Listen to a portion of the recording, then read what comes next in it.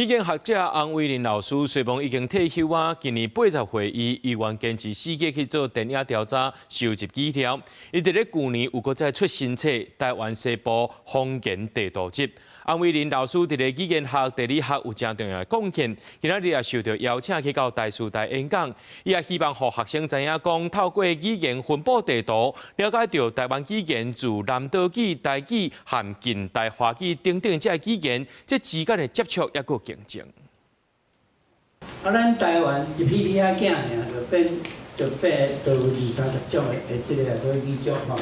今年80歲的語言學者洪偉林老師有關將有熱情甲學生分享語言學的知識。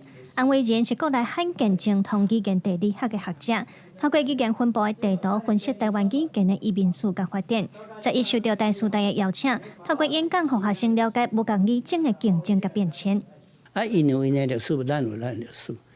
足濟人都干來講台語毋是閩南語，台語安怎當咱甲因無共款，無共款，伊對伊也毋知影。我即馬出這兩本冊，伊就靠海研究，知講咱是安怎變的，咱安怎才甲伊無共款。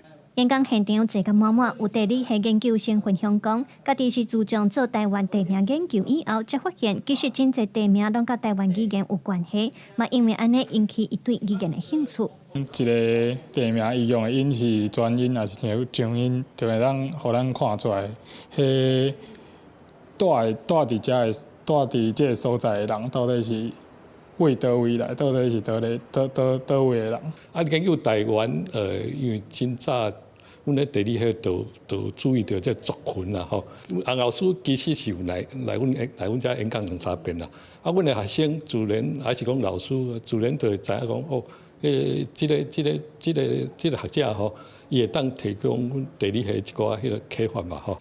洪偉林在去年出新冊《台灣西部方言地圖集》，嘛堅持親身去電影調查、收集資料。伊嘛呼籲政府應當互國家語言發展法有強制力，嘛着創造大眾會當安心講台語的環境，安尼較有可能會當促進台語的發展。記者盧尚祖、鄭俊佑台北報道。